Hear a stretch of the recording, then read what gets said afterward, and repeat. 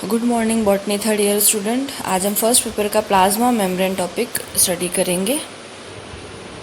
तो पहले हम प्लाज्मा मेम्ब्रेन की परिभाषा देखते हैं। प्लाज्मा मेम्ब्रेन को कोशिका झिल्ली भी कहते हैं।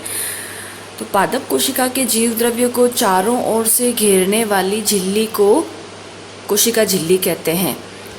पादप कोशिका को चारों ओर से घेरने वाली झिल्ली को कोशिका झिल्ली कहते हैं। तो इसके दूसरे नाम भी है जीव द्रव्य झिल्ली, सेल मेम्ब्रेन, प्लाज्मा मेम्ब्रेन, कोशिका कला, जीव द्रव्य कला। ठीक है, इसके बहुत सारे नाम हैं, तो इनमें से कोई भी आप नाम देके परिभाषा लिख सकते हैं। तो कोशिका झिल्ली क्या है? जो पादप कोशिका को चारों ओर से घेरती है। तो ये बनी किससे होती है? ये मेनली प्रोटीन और वसा से बनती है। ठीक है, प्रोटीन एंड लिपिड से बनी हुई लेयर है। कोशिका झिल्ली को कोशिका झिल्ली या कोशिका कला नाम किसने दिया था? सी क्रेमर व नेगेली वैज्ञानिक ने इसको कोशिका कला नाम दिया।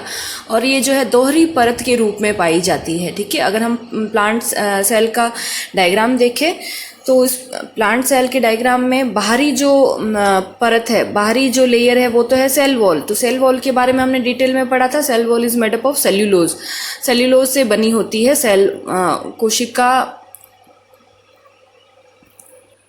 कोशिका भित्ति। सेल वॉल मीन्स कोशिका भित्ति और सेल मेम्ब्रेन मीन्स कोशिका झिल्ली।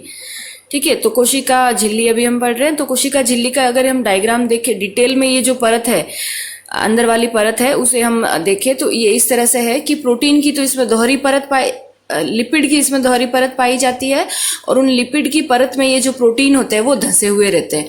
ठीक है, तो इसकी लिपिड की दो परत है, एक बाहरी परत और एक आंतरिक परत। ठीक है, तो उस बाहरी परत और आंतरिक परत दोनों में जो है प्रोटीन धंसे हुए रहते हैं और उन प्रोटीन पर शुगर अटैच रहती है। ठीक है, तो इसके मेन दो ही कंपोनेंट है, लिपिड एंड प्रोटीन। उस प्रोटीन के ऊपर शुगर अटैच हो सकते हैं। ठीक है, तो कोशिका झिल्ली पादप कोशिका की आंतरिक परत है। ठीक है, जबकि अगर हम एनिमल सेल से इसको कंपेयर करें तो एनिमल सेल का बाहरी आवरण होता है कोशिका झिल्ली, और जबकि पादप कोशिका का बाहरी आवरण होता है कोशिका भित्ति। ठीक है, तो पादप कोशिका में ये दूसरी अंदर वाली परत है जिसे हम कोशिका झिल्ली कहते हैं।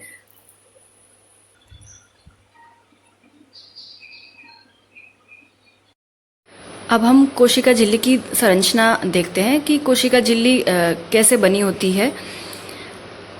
कोशिका झिल्ली में हमने पहले बताया कि कोशिका झिल्ली मुख्य रूप से प्रोटीन और लिपिड की बनी होती है। प्रोटीन और वसा की परत है, जैसे आप चित्र में देख सकते हैं, प्रोटीन और वसा की ये दोहरी परत है। ठीक है, तो इसकी संरचना को समझने के लिए अलग अलग समय पर तीन वैज्ञानिकों ने अपने अपने मॉडल या अपने अपने मत दिए। तो इसमें पहला मॉडल है या पहला प्रतिरूप है सैंडविच प्रतिरूप।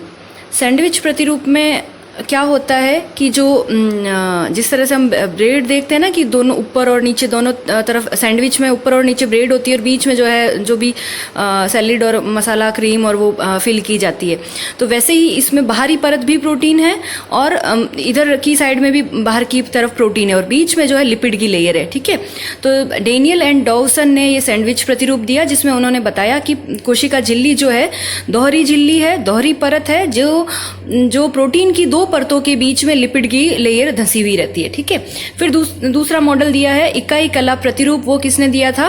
रॉबर्टसन ने दिया। तो रॉबर्टसन ने भी सेम यही बताया, बट उसका उल्टा बताया कि जो है लिपिड की दोहरी परत पाई जाती है। ठीक है, इन्होंने क्या बताया रॉबर्टसन ने कि लिपिड की दोहरी परत पाई जाती है और प्रोटीन जो है उसके ऊपर ऊपर स्थित रहते हैं। ठीक है, फिर थर्ड जो मॉडल है तरल मोजक प्रतिरूप, ये सबसे अधिक मान्य है। तो ये किसने दिया? ये तरल मोजक प्रतिरूप सिंगल व निकोलसन ने 1972 में दिया। इसे फ्लूइड मोजैक मॉडल भी कहते हैं।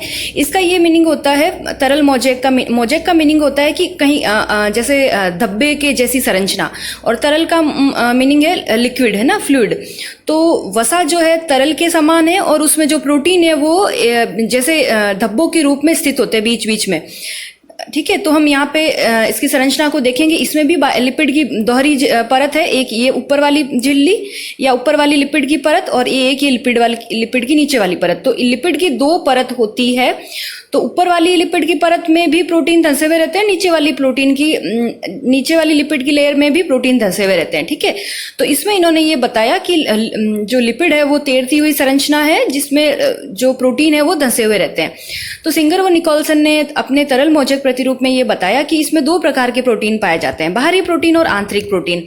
बाहरी प्रोटीन होते हैं सिर्फ जो बाहरी सतह पर ही रहते हैं, और आंतरिक प्रोटीन जो होते हैं कुछ अंदर की तरफ धंसे हुए होते हैं और कुछ पूरे धंसे हुए रहते हैं, ठीक है। और इन प्रोटीन पर जो बाहरी प्रोटीन है उन पर कुछ शर्करा या शुगर भी अटैच हो सकती है, ठीक है। तो तरल मोचक प्रतिरूप समझ में आया। अब देखते हैं कि इन्होंने क्या बताया कि इसकी चौड़ाई जो है 75 एंगस्ट्रॉम होती है। जो सैंडविच मॉडल प्रतिरूप है, इकाई कला प्रतिरूप है, इन्होंने भी सेम यही बताया कि इसकी जो मोटाई है वो 70-80 एंगस्ट्रॉम के बीच में होती है।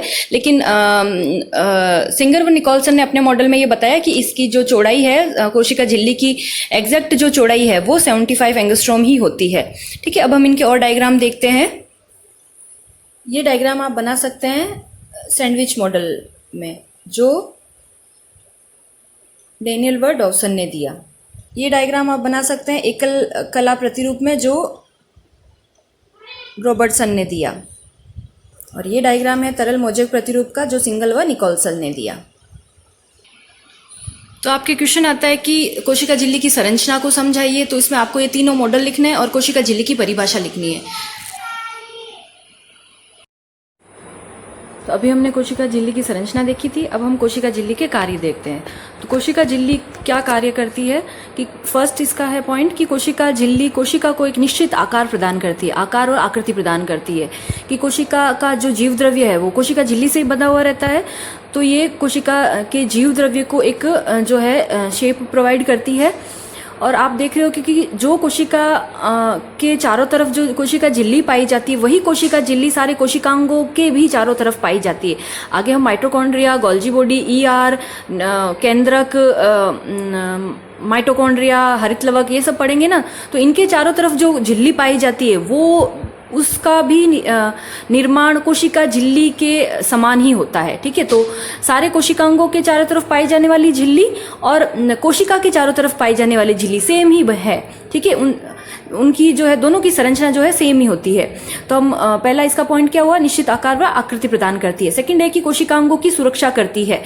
तो सारे कोशिकांग है जो घिरे हुए रहते हैं कोशिका झिल्ली से, ठीक है। तो कोशिका का जीव द्रव्य भी कोशिका झिल्ली से घिरा रहता है, और सारे कोशिकांग जैसे माइटोकॉन्ड्रिया, हरितलवक, गोल्जी बॉडी ये सारे भी कोशिका झिल्ली से ही घिरे हुए रहते हैं। तो इन सारे कोशिकांगों की सुरक्षा भी कोशिका झिल्ली ही करती है। थर्ड पॉइंट है चयनात्मक पारगम्य।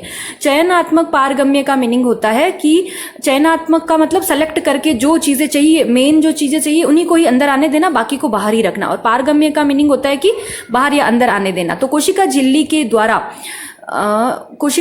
द्वारा जो कोशिका को रिक्वायरमेंट है उन्हीं पदार्थों को अंदर आने देना, बाकी को बाहर ही रखना, वो होता है चयनात्मक पारगम्य। फिर फोर्थ पॉइंट है सक्रिय व निष्क्रिय परिवहन।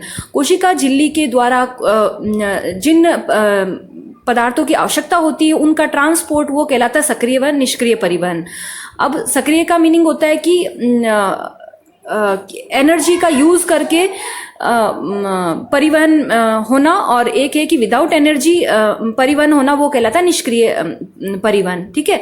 तो जहां पे एटीपी का यूज हो रहा है, एटीपी आप जानते होंगे एडिनोसिन ट्राइफॉस्फेट जो माइटोकॉन्ड्रिया में बनता है, तो उस एटीपी का जब यूज होता है परिवहन के समय तब वो कहलाता है सक्रिय परिवहन, ठीक है। तो कोशिका झिल्ली के द्वारा अगर लिक्विड पदार्थों का ट्रांसफर हो रहा है तो उसे तो कहते हैं चयनात्मक पारगम्य, और अगर कुछ सॉलिड पार्ट का सॉलिड या गैस का ट्रांसपोर्ट हो रहा है तो उसे कहते हैं सक्रिय व निष्क्रिय परिवहन, ठीक है।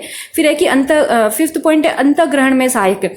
कुछ सॉलिड या लिक्विड जो अगर बड़े है मॉलिक्यूल, उनका अगर कोशिका को जरूरत है तो वो अंतःग्रहण के द्वारा कोशिका झिल्ली के अंतःग्रहण से वो कोशिका के अंदर आ सकते हैं। और ऐसे ही अगर कुछ पदार्थ कोशिका के अंदर जमा हुए हैं, ऐसे ही कुछ पदार्थ अगर कोशिका के अंदर है तो अंदर से बाहर जाना भी वो कहलाता है बहिर्लयन, ठीक है।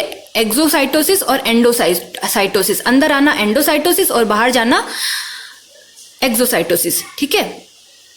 बहिर्लयन और अंतर्लयन या अंतर्ग्रहण, तो ये सारे कोशिका झिल्ली के कार्य हैं। तो तो आप डिटेल में कोशिका झिल्ली के कार्य पढ़ना चाहते हो तो यहाँ से देख सकते हो आप।